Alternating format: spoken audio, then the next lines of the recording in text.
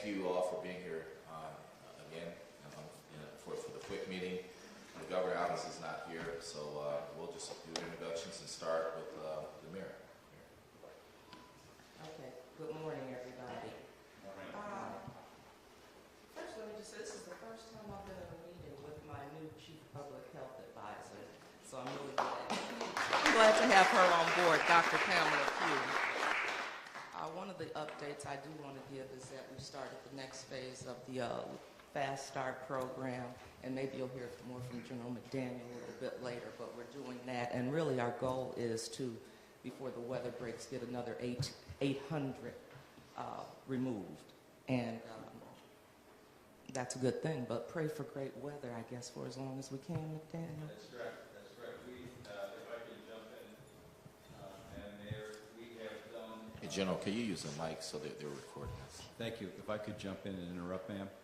We've done, W.T. Stevens has done 77 lines in the last 2 weeks. Goyette just started this week, so they have 6 lines completed for a total of 84 lines or so that have been done thus far with this new program, the new phase. Okay, that's good. So right now we seem to be on target. But one of the things that I do want to talk about, and Rich and I have been having this conversation, is we need to give some thought and some direction to what's been going on. And I'm sure people have heard about the commercial customers and what's going on with that. So we might as well just have I hope we have a conversation about that a little bit later maybe, because right now we're facing a challenge with the city of Flint. We're facing a challenge, and it's because one of the things we know is that we have this 70% collection rate that the state requires us to do. And, you know, I've talked to tenants, and some of it's troubling because what happens, the situation we find ourselves in Flint is we have tenants that have paid their rent. Let me say that again. For these commercial customers, we have tenants that have paid their rent, which includes their water. We have landlords that have not paid their portion of what we have asked them to pay. And so when people have heard that we're putting tenants out, I want to be real clear with what's going on there. The tenants have paid and the landlords have not. And we know that we have asked people to pay their sewer portion. Because one of the things we've talked about is people have all agreed that while the water isn't where we need it to be for us to be able to drink it from our taps, everybody has said we can use it to flush our toilets. That's our sewer. And we've asked people to pay that. Some of the other things that people have agreed to is we use the water you've used it to wash your car or to wash your clothes, or if you have a boiler, you use it to keep your heat. And so that was the 35%. So those landlords have collected that money, and then they haven't passed on the portion that they've agreed to pass on to the city, and that puts us in a really, really bad spot. And we're talking about 400 to 500 people. And so the city was trying to be proactive in case something did happen as far as reaching out to Red Cross and reaching out to Salvation Army. But really, those people should not have to be displaced. They shouldn't have to be displaced because they've done what was necessary and what they needed to do. And so that's why I said if I have to go after the landlords legally, we have to hold them accountable for their portion. And that's what we've been trying to do. So we find ourselves, we've got a twofold problem here in the city. One is financial, and one is a public health. It's a public health crisis because on the one hand, we know we need those funds. We know we need that money. And then we hear people, all of the health providers, and that's why I was talking with Dr. Pugh last night when we were meeting, and if we cut water off, we've got a public health crisis. We've already got a public health crisis. And so where does that leave the city of Flint? And what's going on right now is, I always mess up the word, is it shigellosis? And so we're telling people to wash their hands. But on the other hand, we're in a situation where if we don't collect this money, water gets cut off. And I think that puts the city in a bad spot. And I don't think it's a place where we should be. Pam, I don't know if there's something you want to elaborate on as far as what we talked about health-wise, but all of the people that are health providers sitting around the table know we're in a predicament. We're in a predicament. And it's a lot for the city to deal with. It really, really is. And so I'm hoping that we're going to have this conversation because I'm not quite sure what we are supposed to do. One of the things people have talked about is we know this all happened before most of us got to this table, but we talked about our rates being raised.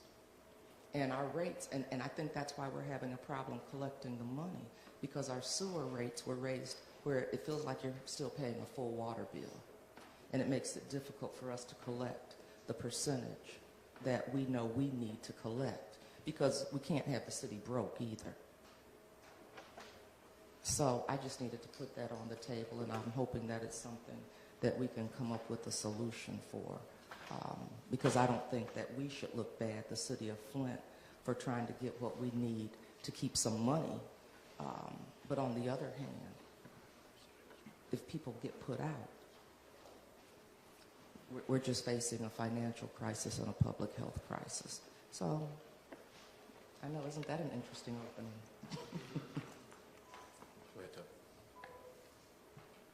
Is it possible that the tenants of these places that the landlord is withholding, the money, is it possible to escrow their rent in an escrow account so that the landlord doesn't get it, but the money's put aside, they pay their rent, but it's in an escrow account, and until he pays their portion of the water bill, he can't touch it either. Well, I know That's illegal. we have to do something. I've heard of it done. Right, because right now we've got about, if we look at our top 100, if we look at our top 13, that's almost $1 million that we haven't collected. But if he doesn't collect either. No, he's collecting. He's collecting, but if it goes into an escrow. Oh, I see what you're saying. Can't get the Right, money either. right. I don't know. Okay, thank you, Mayor. We have an Mr. update for... Hollins? Yes, Just- oh, I'm sorry, Dr. Reynolds. I'm sorry, just one more issue related to that is if people are evicted and they have children, does that put them in line with dealing with HHS about custody and foster care? Because this is a concern that has been circulating in the community. I see an answer back there. We've been providing assurances to the community that the water shutoffs are not going to, the water issues themselves are not going to affect any sort of custody situation, any sort of child welfare actions. So our people are going to try to make sure there's a safe environment. They're going to do the best they can do. But we've had that conversation a couple of times in the past. Dr. Tisha? Do we know where the 70% came from? Can that be waived for like a couple years, considering our crisis? Like, is it an internal state rule? I mean, we're in an extraordinary situation, and we're trying to. Rich? The 70% was part of the legislation, and we've been working with the city. The state's been working with the city. The 70% actually was designed to, it had to be hit in November. I think the city's collection rates overall are around 44% right now. So it's the state treasurer's, I don't want to speak for Treasury, but it's the state treasurer's intent to continue to work with the city so as not to create, there needs to be a trend line up. But as long as there's some trend line in movement, then I think we have the ability to not be hard and fast on the 70% and not run afoul of the legislative intent. The other thing I'd just like to say, Harvey, is that the city made a decision with the state's support that because the landlord-tenant relationship is one that's all over the board, sometimes utilities are included, sometimes no utilities, sometimes partial utilities, that the administration of those relationships through the crediting process was simply too onerous to expect the city to be able to do. And so that was why the decision was taken that these are commercial enterprises and the credits accrue to the landlords because they're the ones that are paying the water bill. But given the fact that they're not paying the water bill and they're collecting funds for it, I don't think that there is anyone in the city or the state that wants to see innocent people disenfranchised. And so I would suggest, Mr. Chairman, that that what we do is we grab a small group. We've got some very effective subcommittees with FWICC, and if we could just take one of the subcommittees, house this issue there, and let us continue to work and provide support, because some of the support we need to provide is legal counsel to help the mayor do what needs to be done to get these landlords to pay what they should be paying. Okay. We'll deal with that at the in our moderated discussion on other items. There's another opportunity to create a subcommittee on rates as well too, so we want to follow that up. Any other questions? On rates. On rates for the city. We had a presentation from a couple experts on rates at our last FWICC meeting, and it's very clear that we probably should look into this issue. Any other questions? Ms. Belichick, Mark?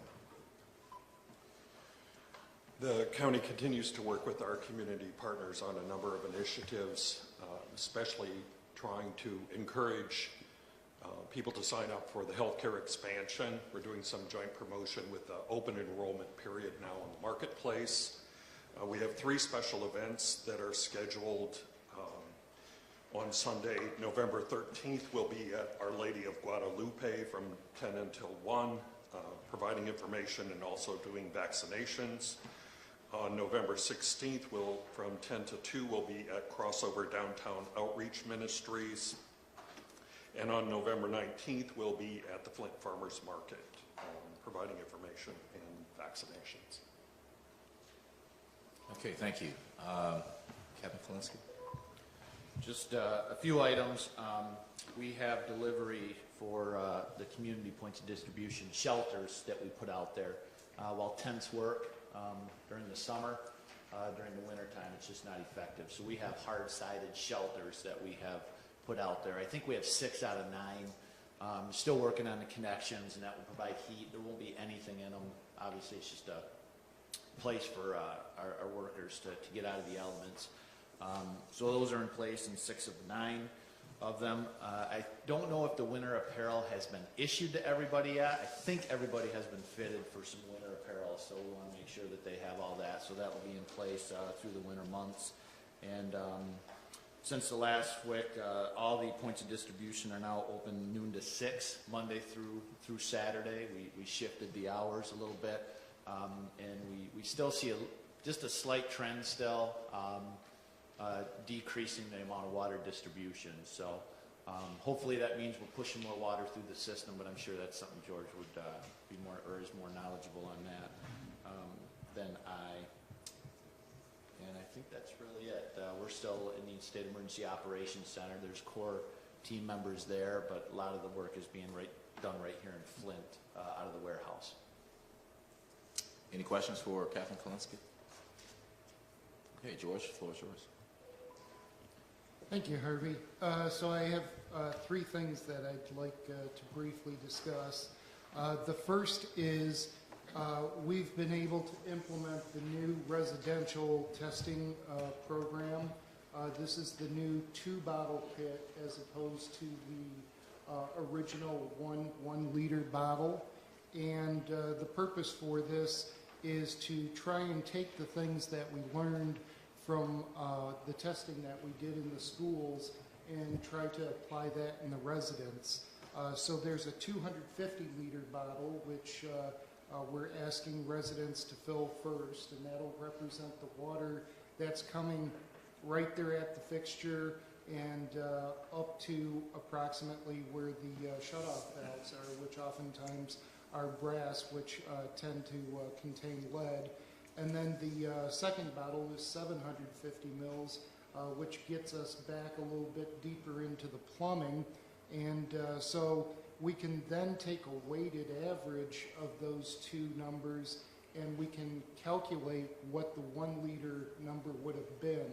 So the resident actually receives 3 sets of lead and copper results, one for the 250, one for the 750, and one for the 1 liter. And the results so far are very interesting. So far we've passed out about 1,000 kits, actually a little over 1,000 kits, and we've gotten results back now for about 80 of them. So the first thing of note is when you take a look at the calculated numbers so that we can do a apples to apples comparison of what was going on before, it's showing that things are continuing to improve with respect to lead in the water. The number of samples that exceed 15 parts per billion is going down, and the spiking that we saw earlier in the year is also going down very dramatically. One thing of note, however, is there were a couple of samples that I took a look at, and they were in the 250 ml bottles, and one was somewhere in the 30s and another was somewhere in the 40s. And then if you took a look at the calculated value, they both came out to be less than 15 parts per billion. So this is just really shining a light on the issue of brass fixtures and the impact that they have on the water. So as we collect more data, we'll have a statistically greater population set, and we'll be able to make some more definitive conclusions. But so far the data is quite interesting. Parallel to that, we're going to be continuing the sentinel testing. We have another round of sentinel testing that's scheduled for this month. Next week, the bottles will start the distribution to our sentinel sites, and then we're going to start doing bottle collection on November 15th. So I know for some of the deer hunters that's a little bit of a slap in the face, but unfortunately we were unable to schedule it for any other day.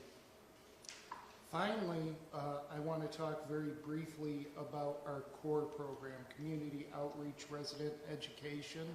And Mayor Weaver, I believe you've actually had the opportunity to encounter. I saw them yesterday and talked with them, yes. So this is a very successful program that we've had. What the core program does is we take residents and we provide them with all the materials and education that they need to be able to go out into the community and instruct other residents how to maintain filters, how to install them, change cartridges, clean aerators, all of this information.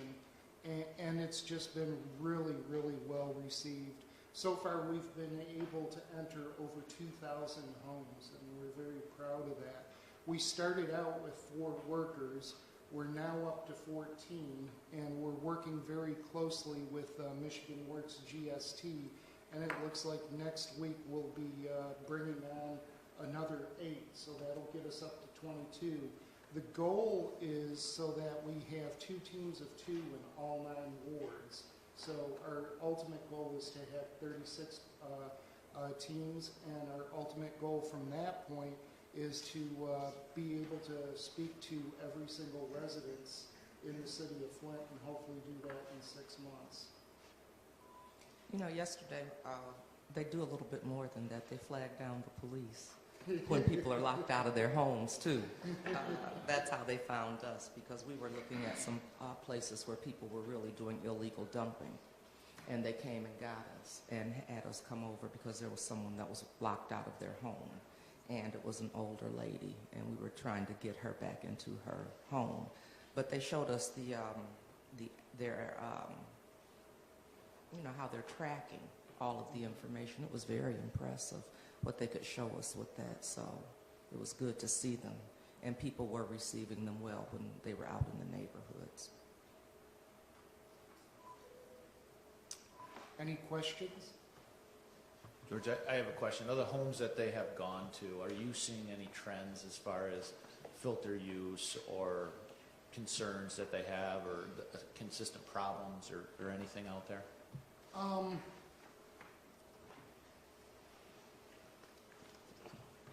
Sometimes, well, I don't want to make any blanket statements because we have the whole spectrum we have some residents who are highly educated, and we're not telling them anything they don't already know.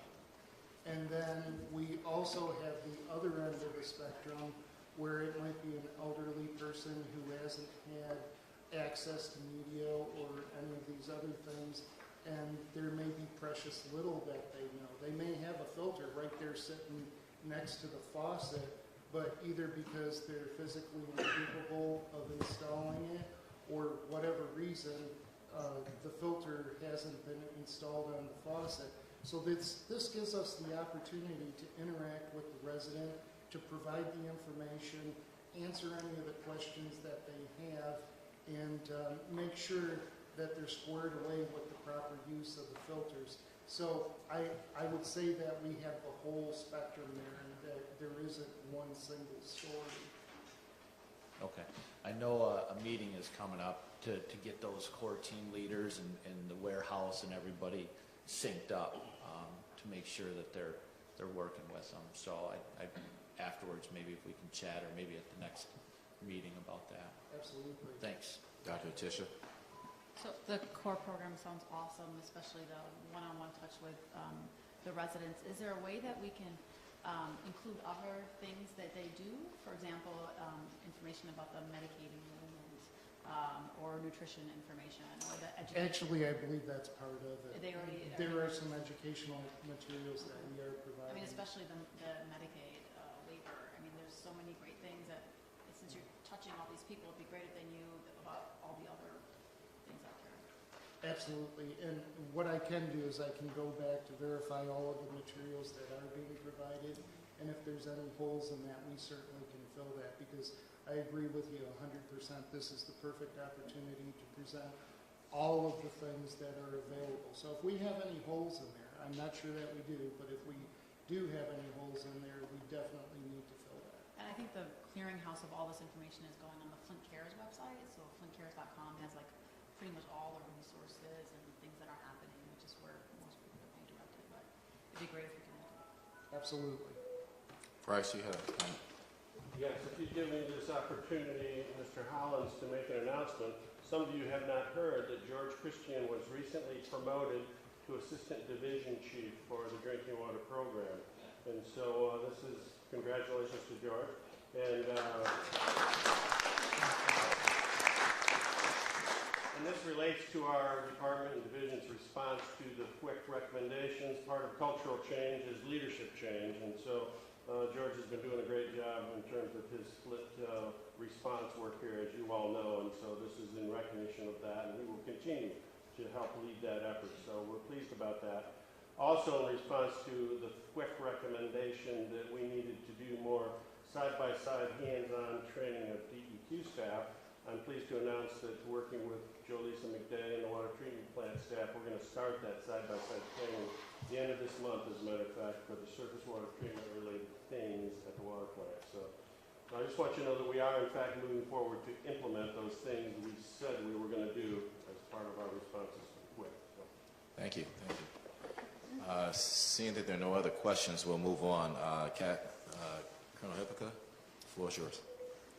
Thank you, sir. So I apologize. My computer decided it wanted to do an update just now, so I can't actually show you the PowerPoint. I've been there, except the governor was not present when it hijacked. happened to me. I had it up there, so I do apologize for that. So I'll walk you through just verbally what I was going to discuss, which is essentially a great news story. State, city, county, we all continue to make great overall progress as we move forward to address all the multiple initiatives that are happening. Within the 5 primary areas or goals at this point, we have one element that's off track, but that's because of a self-imposed timeline goal, and I'll expound on that just briefly. This specific task was the additional 3 child and adolescent health centers, and within that, we've run into some construction challenges within the facilities themselves, and so that's why that particular element is off track. But if you think about what it takes to add a specific facility like this, there's both a personnel component as well as the actual physical brick and mortar structure. So we've run into a couple of construction challenges there, and we're working through that. in collaboration with Flint Community Schools and U of M as well. And then on the staffing side, we're continuing to work the hiring piece.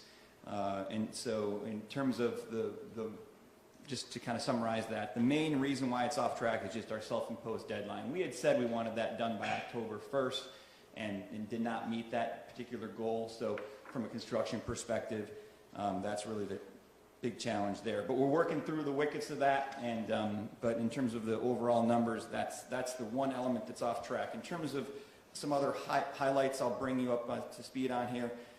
In the last 2 weeks, we made progress, some pretty strong progress in the governor's 75-point plan. We jumped from 42 to 48 of the 75 points that are completed, which brings us to 64% completed overall with the governor's 75-point plan. And within that, in terms of the short, intermediates, and longs, of the short terms completed, we've got 30 of 34. Of the intermediates, we're 11 of 16. And of the long terms, we're 7 of 25. So I know it's a lot of numbers and there's a lot of specifics in there. I track all these elements as I've briefed all of you previously. I track all the details in collaboration with the state partner agencies as well as with the city at the mayor's Flint, or at the FWICC meeting. So that's kind of the wave tops. I had a nice little colorful slide for those of you who are used to me. I can't get past a nice colorful slide. So I had one for you, but it's not obviously showing up on the screen because of my technology issues. But I'm certainly happy to answer any specific questions you have with regards to any of the actions at this time. Again, I track over 350 actions that are part of the list. Just for clarification for those who may be watching, when you say short-term, long-term, intermediate, what are you actually saying when you say 64% or 48% of the intermediate is completed? How significant is intermediate versus short-term? Sure, Harvey. Thanks for the clarification. So on the short terms, the original intent was somewhere between when the plan was released through approximately 6 months-ish. Now, some of those obviously have been a little bit, there's been some other obstacles that have kind of jumped in the way that were not predictable by the departments when the plan was initially created. But in terms of the overall glide path, the intermediates were approximately 6 to 12 months. Some of them might have been a little longer, and then the long ones were approximately 1 year or more, depending upon the framework. Some of these are some pretty lofty goals. By way of example, the Flint Riverfront Development Program. That's a very broad and lofty goal, and there's a lot of subordinate elements that are associated with that. One of those is the removal of the Hamilton Dam, by way of example. So that project obviously just doesn't happen overnight. There's a lot of coordination that has to happen with that. That's an example of a long-term goal. But there's a host of other activities that I could certainly reference by way of specifics, but essentially the shorts, intermediates, and longs by way of just tracking all of it. My assessment is we are exactly where we should be right now in terms of the overall short terms and the intermediates. And the fact that we have some long ones complete already is, I think, a testament to the strong work ethic here of not only the state agencies, but also the city and the county. Go ahead, Sylvester. So this is let me just say it's good information. We've had some meetings most recently specifically regarding the Flint Riverfront Development Program. And I guess for myself and anyone else that might be watching, can you talk a little bit about the Flint Riverfront Development Program and its alignment with the work of FWICC and improving water quality? So I'll speak just on the broad elements of the program. I know that obviously as you know, Sylvester, that is currently being run through Genesee County Parks and Rec in collaboration with the city, and there's an MOU that exists. So Amy McMillan is the director of Genesee County Parks and Recreation, and so in the meetings that I've had with both the DEQ as well as with the folks from on the economic development side, which is TED at the state level, there's multiple initiatives that are going on right now in collaboration with the University of Michigan, because part of the riverfront there impacts them, as well as Kettering. So there's a lot of collaboration that's involved right now between the parties along the riverfront. Chevy Commons is a part of the program, but it essentially stretches from by the proximity of the dam all the way south down through Chevy Commons, and there's broad portion, and I don't want to speak out of turn, relative to the city's ownership of some of these tasks. But in terms of any of the broad-based elements, it's essentially an economic, and it's an economic initiative coupled with riverfront restoration within the DNR and the county Parks and Rec partnership. So, extremely interesting, because this initiative, while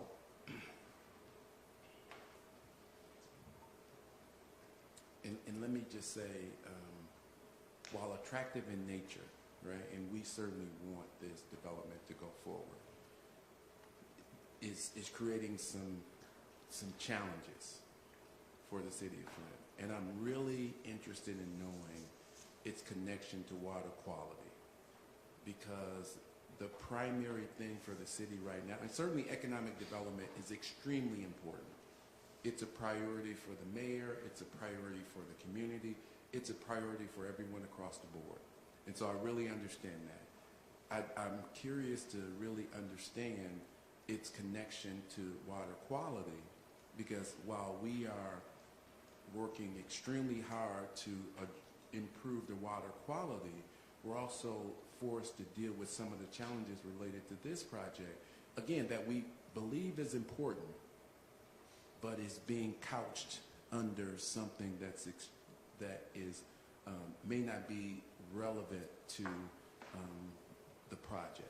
And so I really need to hear this project's connection to water quality. Now, my understanding is that your dashboard includes a lot of items outside of the FWICC process. So this is more moving forward to what happens after the water distribution system has been restored to health, right? So, but I think I saw Rich's hand, so I'll defer to him on that. Yeah, Sylvester, I think you asked a very good question, and I want to answer it directly. The answer is there is no connection to water quality. As we look at the coordinated activities of FWICC, Mission Flint, the mayor's task force on Flint Future Action, it's really all about the coordination and alignment of what I would call quality of life issues. Now, some of those quality of life issues deal with water quality and sustainability and the infrastructure. Some of the issues deal with what we've stood up inside the schools, education, nurses, Medicaid expansion, the kinds of things to monitor medical impact. And then some of the things deal with public-private partnerships around public education support, as well as economic development. So in this particular area, the Flint community was well down the path with a riverfront development project and approached the state basically asking could we help. And part of that help came in the form of finding support for the Hamilton Dam project, and I think continuing elements of the support center around making sure that the regulatory things that need to be done relative to riverfront development are done, but they have to be done in concert with you and the mayor and the city of Flint, and I think that alignment has to occur. But I'd be disingenuous by suggesting to you that it falls under the water quality part of our remit, because it really is an economic development and kind of a city and regional economic development project. So one of my, and this is Sylvester talking, but one of the challenges for me is making sure that the city of Flint is really involved in working in coordination with the state on things like the 75-point plan, right? Because while many of those things are extremely important, the number one priority for the city of Flint right now has to be water quality and improving water quality. And so as we think about projects like this Flint River Restoration Project, it is important to note that the city of Flint believes this is something that's extremely important, we want to be a part of the discussion when you establish the priority for that.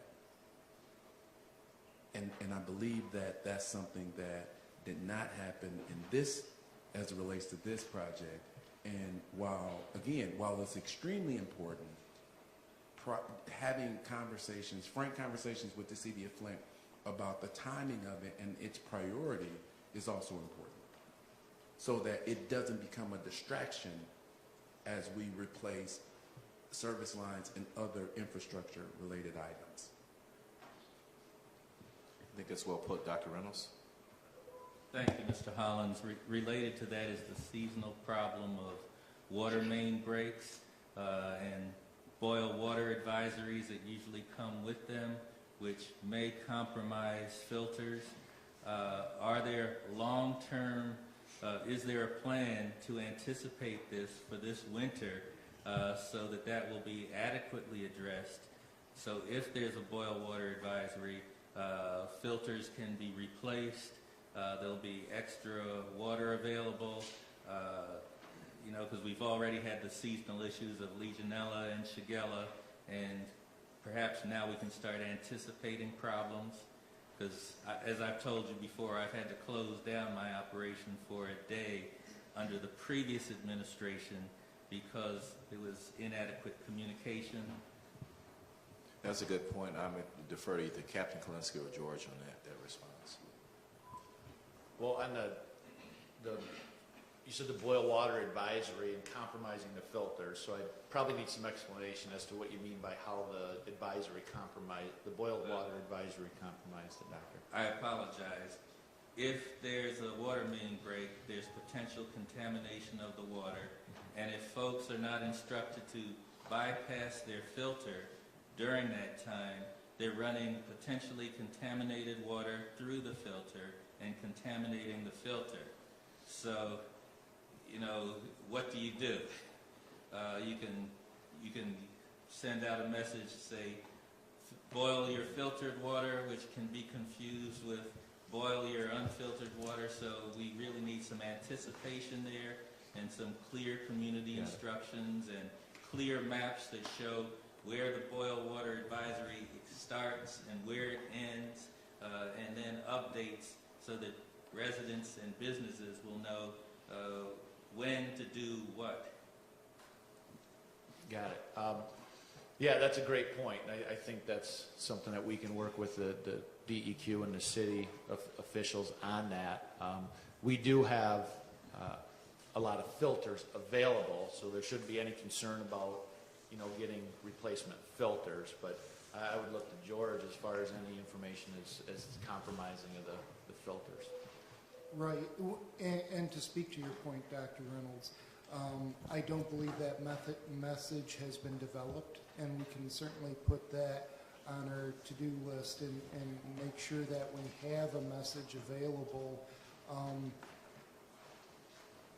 The short answer, and we'll probably need to get a group together to make sure that everybody's in agreement with what that message is, would more than likely include something along the lines of continue to use your filter, boil that filtered water. After the advisory is over, make sure you change the cartridge. So that's probably just off the cuff what I would suggest, but we're probably going to need to talk with a few other people to make sure we haven't missed anything. Dr. Sullivan? Could you perhaps add that onto the message that the core team is delivering as a sort of ahead of the game preventative mechanism, provide them with a spare filter or spare cartridge, and an awareness of this is we want you to have this. Should there be a quick necessity for you to change your cartridge following a boil advisory, here's what you would want to listen for on the news, and then, like you say, during that period of time, continue to filter. Don't put in the new filter until the warning has been lifted. At that point in time, I say filter, a cartridge. At that time, here's the cartridge that you can put in place. Absolutely. Just for your edification, we do make sure that people have the commodities that they need. So they should have that spare cartridge already. Okay. But I agree that we need to, because we have a number of pamphlets that we provide the resident with, and it goes to a whole host of issues. This is certainly another message that we can develop and then make sure that we have that ready to go in that eventuality, because it's not a matter of when or if, it's a matter of when. Dr. Sullivan? And then included in the Boyle advisory notice could be, you should have a spare cartridge available. Please, follow these instructions as you were given, to tie those two, a notice together with that information that the residents have received, so that they've gotten the message beforehand, and then they get the message at the time of the. Sure. And what I can offer is we can try and work on something, and then we can vet that with both of you, and then make sure that our message is on point, and that's certainly a publication that we can put together. That's a good idea, Dr. Sullivan. It sounds like a boil water kit of sorts, like a little kit that will have instructions in that little kit with the filter. In case that happens, the residents can quickly just move to it. I mean, that sounds like a really good idea. So, any other comments? I have a question. Mayor? Are we looking at the reading level of this information that's going out to people? Because we know we've got issues around literacy, and especially health literacy. And if we already have people that don't know how to work the filters, and then we're adding this, I'm just wondering, what is the reading level for this information? Yes, we have software that evaluates it, and if I remember correctly, I believe the goal is to have it at either a 5th or a 6th grade level is what we're shooting for. Sometimes it's difficult to do that because we're dealing with some technical issues, but we do make that effort, absolutely. George, just a question on that. In other communities around the state, when you're talking about adult literacy, the goal would be at 4th grade, not 5th and 6th. So, I just want to really suggest you look at that. I understand, Harvey. The challenge that we have is that, sometimes just by virtue of the topic that you're talking about, the technical aspects of it raises the grade level, and it's a challenge. And it's something that we're very aware of, and it's something we, struggle with. Okay. Dr. Sullivan.